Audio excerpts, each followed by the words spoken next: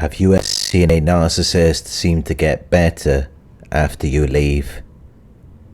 It's confusing, it's painful, and at times it makes you question everything. You see them smiling, loving, calm. They're showing up for this new person in ways they never did for you. They're posting photos, saying the right things, even doing things you beg them to do for years. And if you're honest with yourself, there's a moment where you wonder, was it me? Was I the problem? Was everything I believed about narcissism wrong? Some of you may even question my videos. You might start thinking, if they're really a narcissist, how are they now in a happy, stable relationship? But this is what you need to understand. Anyone can change at any time, in any moment, but most change is temporary. It's just a performance, a survival tactic. Just because someone changes doesn't mean they've transformed. Think of it like changing clothes. You can change your outfit 3 times a day, but you're still the same person underneath. And narcissists are masters of the costume change. You may have told them not to yell, and they may have stopped yelling, but then they whispered venom instead, or gave you silent treatments, or punished you in passive, manipulative ways. They didn't grow, they adapted. They found new ways to express the same dysfunction in ways you couldn't easily confront. So yes, the narcissist can appear better, especially when there's something to gain or something to prove. And that's what brings us to the truth. Let's go deeper. Here are 5 key reasons why the narcissist appears to get better after you leave. 1. To secure the new supply. This isn't about growth, it's strategy. The narcissist is shape-shifting, becoming whoever the new supply wants to see, just like they did with you. They're mirroring the new person, studying them, adapting, mimicking. And the new supply, they're often falling in love with a version of you that the narcissist took with them. The phrases, mannerisms, even your values, they carried those over. But it's not about connection. It's not real intimacy. It's a transaction. They're love bombing, performing, because supply must be secured at all costs. 2. To punish you, take revenge.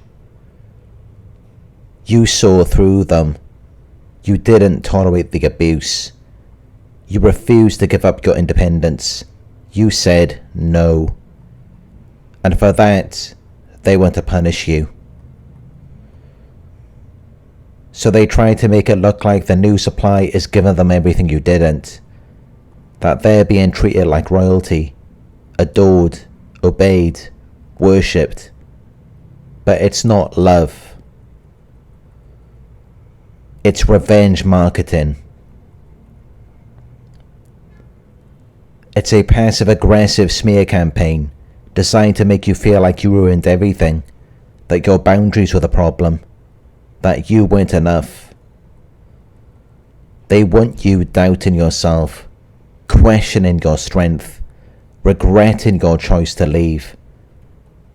Because if you regret leaving, you might come back. 3. To keep getting supply from you. Just because the relationship ended doesn't mean they're done feeding off you. They know you're watching, and if you aren't watching, they want you to be. They want your curiosity, your pain, your silence, because your attention, even if it's distant, still feeds their ego. They're performing for you, hoping to trigger your emotions, so you'll fantasize, question and ruminate. This gives them power, even when they're not in your life anymore. You become a part of the show, an invisible audience, watching a version of them that was never real. And that fuels the illusion they're desperately trying to keep alive. 4. To manipulate friends, family and flying monkeys. This act isn't just for you, it's for everyone. They have a reputation to protect and a narrative to maintain. After the fallout with you, people started to notice, and they need to prove not just to themselves, but to everyone around them, that you were the unstable one. So they display this new relationship like a trophy, to silence suspicion, to win over flying monkeys, to gain sympathy, to keep control of the narrative. But here's the catch. Sometimes the new supply is more manipulative than they are, and now the narcissist can't speak up. They've invested too much in this illusion. They can't admit they're being used, lied to, or even abused. Because then they'd have to admit that you weren't the problem, so they suffer silently, behind the scenes, trapped by the image they tried so hard to create. 5. Delusion. Some narcissists genuinely believe their own fantasy. In the love bombing phase, they enter a trance. They rewrite the past, erase the damage, and step into a new character. They convince themselves they're changed, that this time it's different. And that conviction makes the performance look even more real, but it's not rooted in reflection or growth. It's based on fantasy and borrowed personalities. They copy what they see in films, music, social media, the best lines, the best moments, the most dramatic declarations of love. But it's all curated, all an illusion, and just because it looks real doesn't mean it is.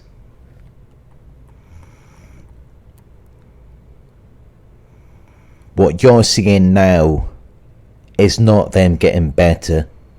It's the illusion getting more refined, more convincing, more rehearsed. But illusions don't last.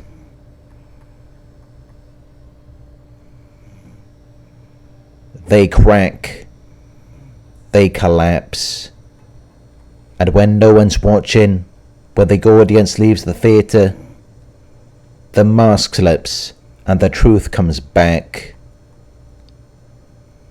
Because the narcissist hasn't healed. They've just rebranded. They've painted over a broken foundation and called it a new beginning. But behind the scenes, that emptiness is still there. The same patterns are playing out. The same wounds are bleeding into their lives. Only now, someone else is dealing with it.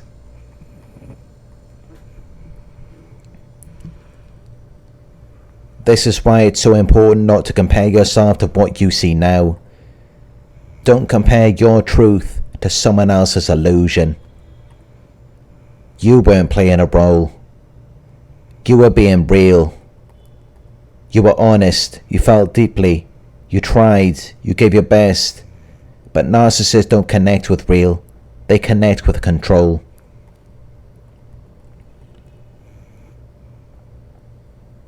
So now they're just trying to control someone new. And they'll keep going until the cycle repeats again and again and again. Don't envy the new supply. Don't wish you were them. They're not winning. They're being lured into the same emotional maze you had to fight your way out of. And while it may look better from the outside, you know what it's like on the inside.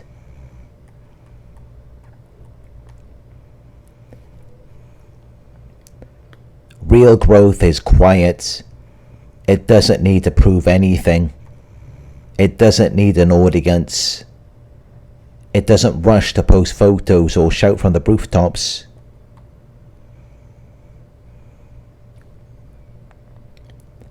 So if you've left, if you're healing, rebuilding, reclaiming your identity, that's the real transformation. Because you're not chasing an illusion. You're not performing. You're not pretending to be better. You are better because you're facing the truth. And the truth is, they didn't get better. They just found a new mirror. And one day that mirror will crack, just like it did with you. Because the narcissist isn't chasing love. They're chasing control. And you chose freedom. So stop watching that highlight reel. Stop doubting your decision. You escaped the illusion.